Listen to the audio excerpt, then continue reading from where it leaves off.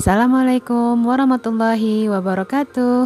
Hai semuanya, apa kabar? Selamat datang di channel Ayo Belajar IPA bersama Ibu Rosa. Pernahkah kalian melihat hewan-hewan yang sedang bergerak untuk mencari mangsa atau bermigrasi?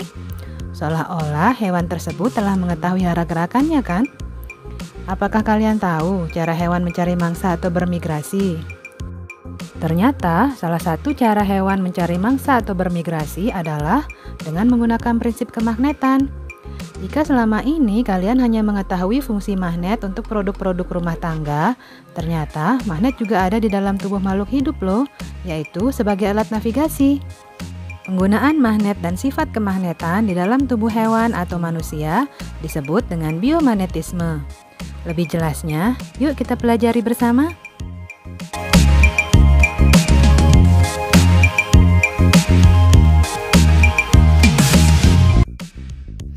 Pemanfaatan medan magnet pada migrasi hewan.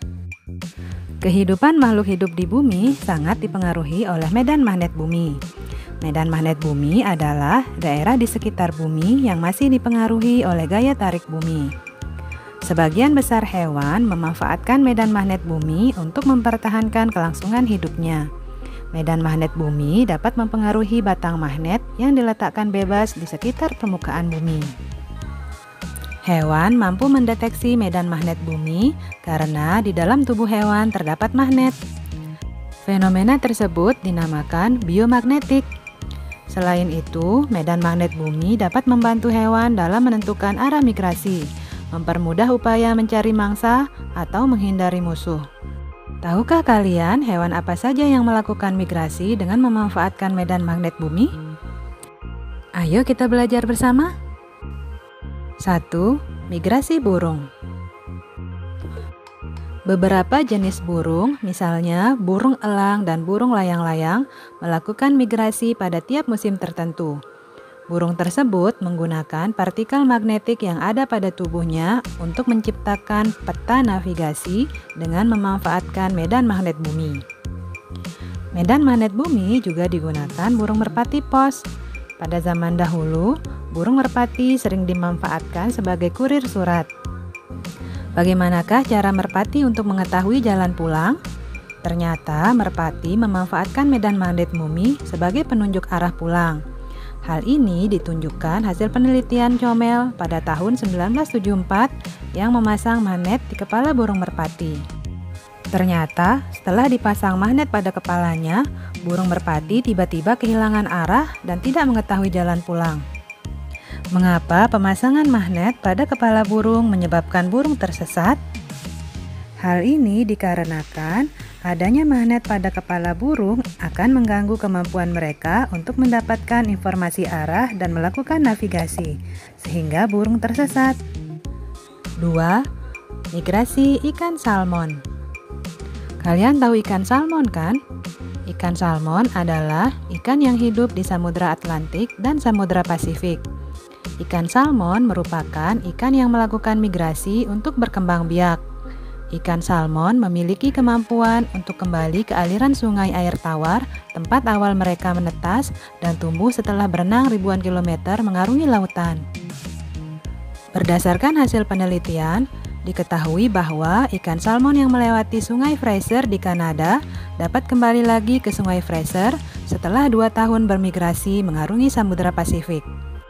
Hal ini karena Sungai Fraser memiliki medan magnet tertentu yang dapat dideteksi oleh ikan salmon. 3. Migrasi penyu. Penyu memulai dan mengakhiri migrasi di pantai timur Florida, Amerika Serikat. Jalur migrasi sepanjang 12.900 km melewati Laut Sargasso, wilayah perairan Laut Atlantik Utara. Waktu yang dibutuhkan untuk sekali migrasi antara 5-10 tahun.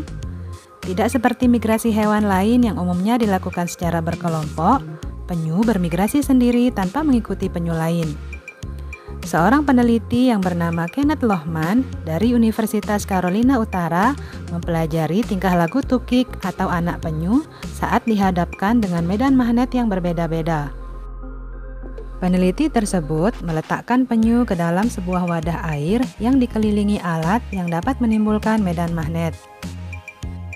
Medan magnet yang dihasilkan disesuaikan dengan medan magnet jalur migrasi penyu, yaitu wilayah Florida Utara, wilayah timur laut dekat Portugal.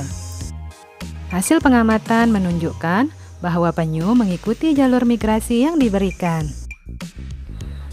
Ketika penyu mendeteksi medan magnet yang mirip dengan medan magnet wilayah dekat Portugal, penyu akan berenang menuju selatan ke arah Portugal. Pergerakan penyu dalam mengikuti jalur medan magnet bertujuan untuk menjaga penyu agar tetap berada di lautan yang hangat dan wilayah yang kaya akan sumber makanan. 4. Migrasi lobster duri. Pernahkah kalian melihat lobster? Ada banyak jenis lobster, salah satunya yaitu lobster duri. Lobster ini merupakan jenis lobster air laut yang melakukan migrasi. Kenneth Lohman meneliti kemampuan lobster duri untuk mendeteksi medan magnet dengan cara meletakkan lobster duri ke dalam bak air yang dapat diatur medan magnetnya. Setiap kali medan magnet diubah, lobster duri akan menyesuaikan diri untuk tetap bergerak menuju arah kutub utara.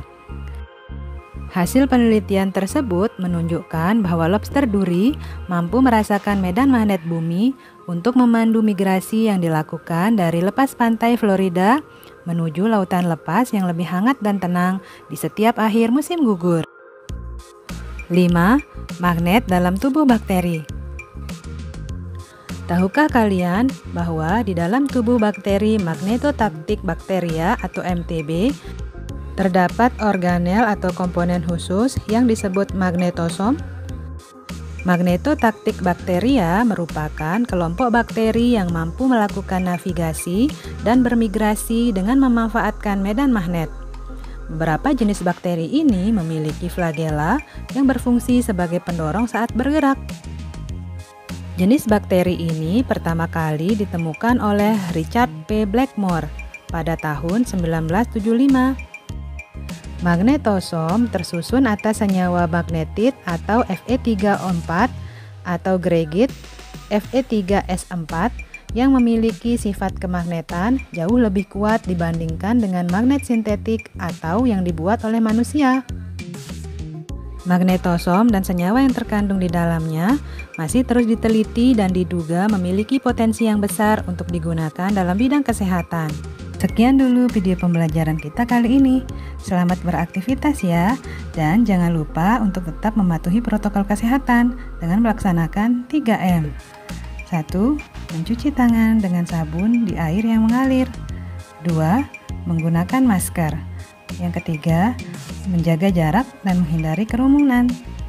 Sampai jumpa lagi. Assalamualaikum warahmatullahi wabarakatuh.